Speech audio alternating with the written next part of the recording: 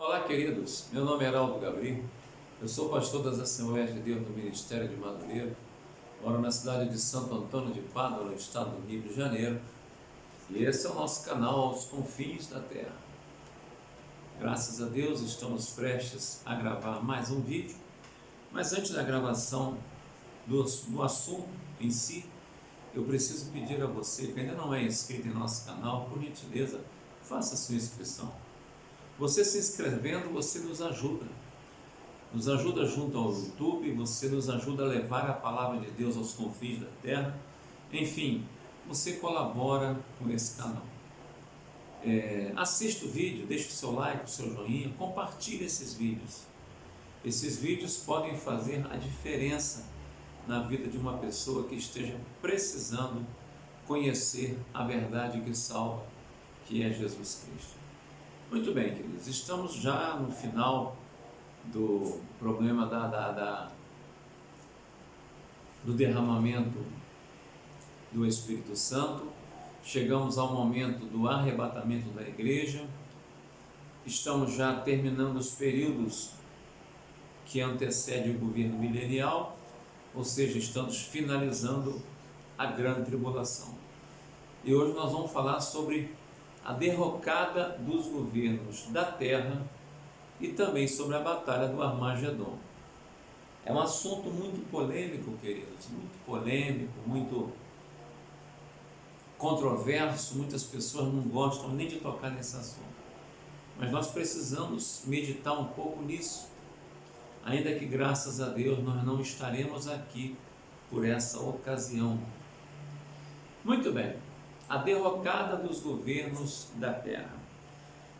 A palavra derrocada, ela quase não é usada no nosso vocabulário, mas vamos pensar da seguinte forma: dicionário online de português, significado de derrocada, substantivo feminino, que significa degradação, alteração brusca que provoca decadência, ruína ou colapso, desabamento, destruição completa de alguma coisa, ação ou efeito de derrocar, de vir abaixo, de destruir. Então, a derrocada dos governos da terra. Por quê?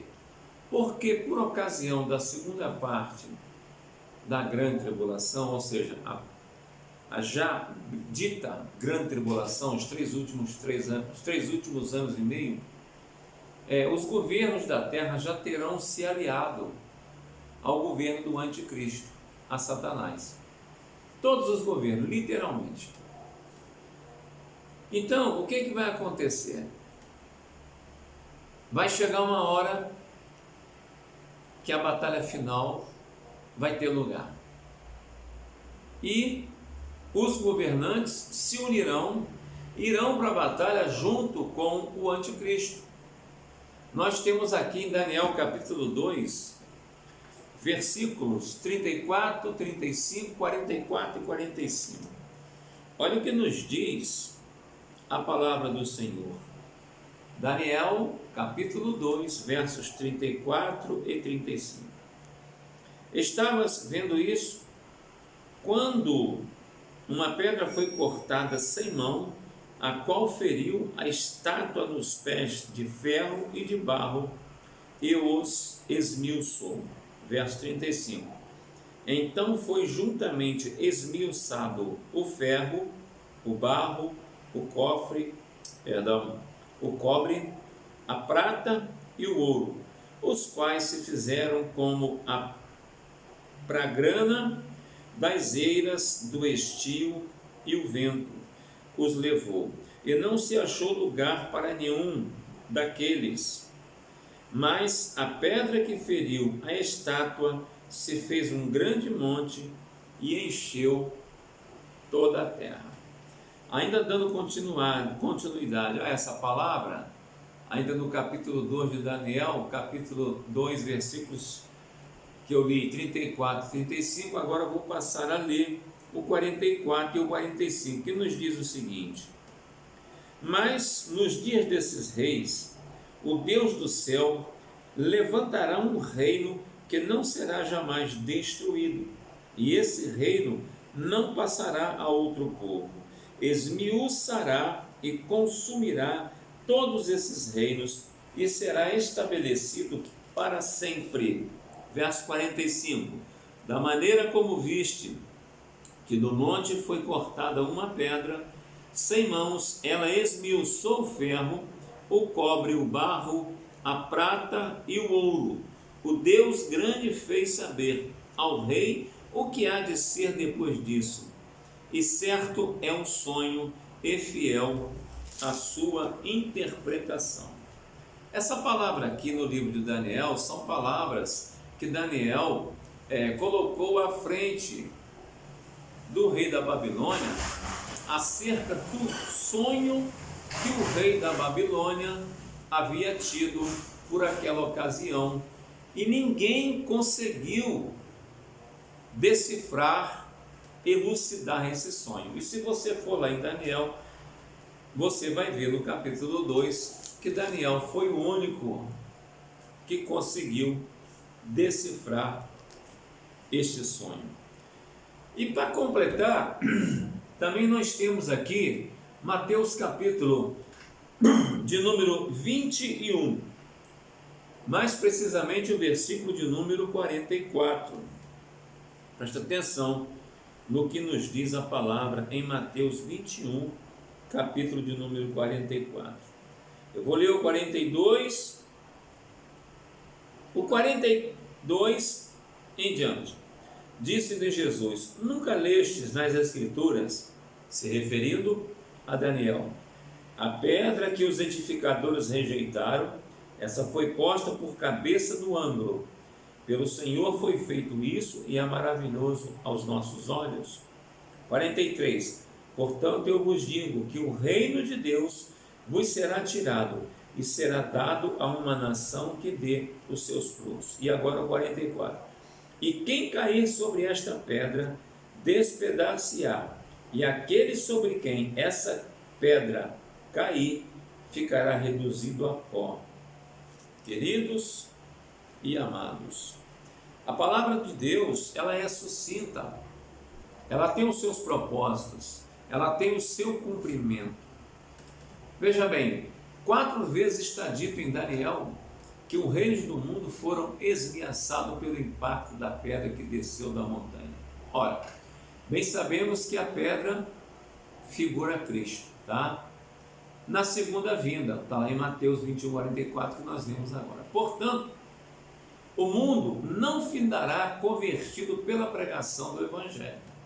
Também não findará de maneira tranquila e pacífica, como muitos pensam, mas sim destruído por catástrofes mundiais e sobrenaturais, por ocasião da vinda de Jesus, de quem o mundo zombou e a quem rejeitou. Isso acontecerá em Armagedon, no tempo do domínio das 10 nações confederadas sob o anticristo. Falamos já nas 10 nações que se formarão e unirão as forças para poder ajudar o anticristo. Só que Cristo, ele é a rocha dos séculos. Em Daniel 2,34 está escrito, aspas, uma pedra foi cortada sem auxílio de mãos e feriu a estátua nos pés, de ferro e de barro, e os esmiuçou. Vemos assim que a última forma de governo na terra não será o comunismo ateu e anticristão, como muitos estão apregoando. Nem pensar nisso. O ferro e o barro coexistirão até o fim. O barro significa o ser humano, o homem. O ferro, a força, né? O governo da terra. Mas, vamos lá. É isso que diz a palavra de Deus. Ferro é governo da força, ditatorial, totalitário, neste tempo do fim. E barro é governo do povo. Então, é o governo democrático. O barro é formado de partículas soltas, o que indica governo exercido pelo povo, como se apresenta um regime democrático. Já o ferro, ele é formado de blocos compactos, indicando poder único e centralizado. Queridos, se nós formos analisar a Bíblia de capa a capa, a gente vai... Cada frase que a gente analisa, a gente entra em êxtase, por causa da alegria de ver a palavra de Deus se cumprir. Satanás será expulso dos céus. Os céus siderais têm sido a sede das atividades de Satanás desde a sua expulsão das moradas do Altíssimo. Veja o que diz Isaías 14:12 e Ezequiel 28:16. Olha só. Como caíste do céu, ó estrela da manhã, filho da alva, como foste lançado por terra, tu que debilitava as nações. A Bíblia diz que este mundo, ou seja, este sistema de governo mundial, eu não estou falando aqui de Brasil, não estou falando aqui de América do Sul, não estou falando aqui de países de economia planificada, de socialista. Não, estou falando que o governo mundial, ele jaz no maligno. Veja o que diz Ezequiel 28:16. Na multiplicação do teu comércio se encheu o teu interior de violência e pecaste, pelo que te lançarei profanado fora do monte de Deus e te farei perecer, ó querubim da guarda, em meio ao brilho das pedras.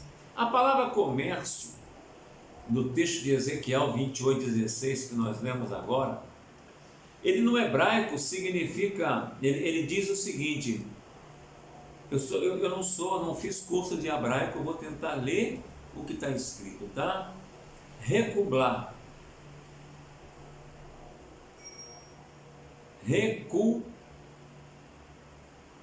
recudlar, perdoe, queridos, eu não tenho hebraico, tá? E significa literalmente tráfico, ou seja, ir acima e abaixo, levando e trazendo fuxico, más histórias, falando mal, é intrigar, mexericar, indispor as pessoas, inimizar, comércio miserável este. Sempre que alguém faz esse tipo de comércio, seja ele crente ou não, ele está simplesmente fazendo o trabalho de Satanás. Convém notar que o mundo que Deus criou, por exemplo, a atmosfera, os ares do segundo dia da criação, não pronunciou a palavra bom, mas em relação a isso de Êxodo 1:6-8, durante a grande tribulação, Satanás e suas hostes serão expulsos dos céus estelares e passam a agir diretamente na terra. Apocalipse capítulo 12, versos 7 e 9. Realmente, atualmente, a terra é apenas campo de funestas atividades de Satanás e não sede de Satanás. É apenas o campo de atuação e não a sede de Satanás, porque não esqueçam, a sede dele é o inferno. E ele não tem poder nem sobre a sede dele, porque não se esqueça que a chave da casa dele, o Senhor Jesus, por ocasião da sua ressurreição, levou, está na mão dele, segura. Veja bem, como então será ele para fazer o seu quartel-general? Bem, diz Apocalipse 12:12 o seguinte: ai da terra e do mar, pois o diabo desceu até vós, cheio de grande cólera, sabendo que pouco tempo lhe resta. Amados, pouco tempo, mas pastor, já tem tanto tempo que ele foi expulso da presença de Deus, está na terra. Mas não se esqueça que 1000 anos para Deus é como se fosse um dia, ou 1000 dias para nós é como se fosse um dia para Deus. Então não cabe a nós querer conferir ou questionar a questão de tempo com Deus. Satanás, ele quis elevar a si mesmo quando rebelou-se contra Deus. Isaías capítulo 14, versos 13 e 14. E desde então o seu caminho tem sido de descida. Ele foi expulso do céu para os ares. É importante nós sabermos isso. A Bíblia fala que tem as potestades que dominam as regiões celestiais. Então, ele está nos ares, daí ele será expulso para a terra, e então descerá logo para o lago de fogo e enxofre, segundo Apocalipse, capítulo 20, versos 2 e versos 10. Então, meus queridos, o que nós vemos aqui é um prelúdio para o que nós queremos falar, a batalha do Armagedon. Muita gente, como por exemplo, os testemunhos de Jeová, tem uma compreensão totalmente contrária sobre a batalha de Armagedon no que concerne aos crentes pentecostais. Nós não podemos esquecer que, quão sincero que eles sejam, e os demais que creem de modo diferente, nós não estamos aqui para julgar isso, uma vez que estão totalmente confundidos. Os tais ensinam que tal batalha será apenas um conflito entre o bem e o mal, sem qualquer realidade literal. Já outros vão para o extremo oposto, materializando as ideias. Isto é literatura somente, sem fé e sem realidade, e sem o peso da palavra. O testemunho da palavra com relação à batalha do Armagedon, Zacarias 12, versos 3 e 9, Zacarias 14, verso de número 3. Eu vou ler e vou encerrar essa parte para continuarmos a batalha do Armagedon no próximo vídeo. Olha o que diz: contra ela, aspas, Jerusalém, fecha aspas, se ajuntarão todas as nações da terra. Amados, presta bem atenção. Isso não é um fato apenas ilusório, isso é algo literal. Literal. Zacarias 12.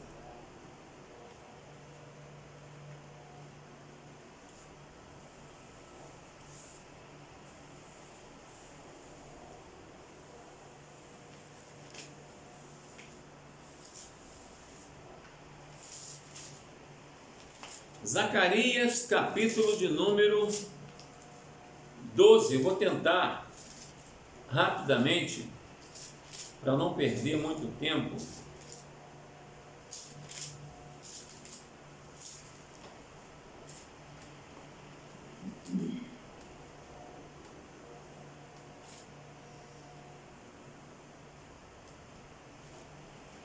Não dá.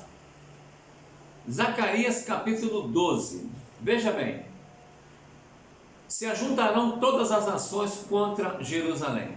Naquele dia procurarei destruir todas as nações que vierem contra Jerusalém. Então sairá o Senhor e pelejará contra essas nações, como pelejou no dia da batalha. Isso é literal, queridos. Haverá uma batalha, haverá um confronto. E esse confronto final chama-se Batalha do Armagedon. Muito bem, queridos, nós vamos parar por aqui. No próximo vídeo nós vamos falar um pouquinho do significado de Armagedon e vamos comentar sobre essa batalha, o poder de destruição que essa batalha vai ter. Mas até lá, não se esqueça, nós estamos vivendo no momento da graça, na dispensação da graça. O Espírito Santo está nessa terra, nessa dispensação, para nos convencer do pecado, da justiça e do juízo. Eu creio nessa palavra. E você, pode crer?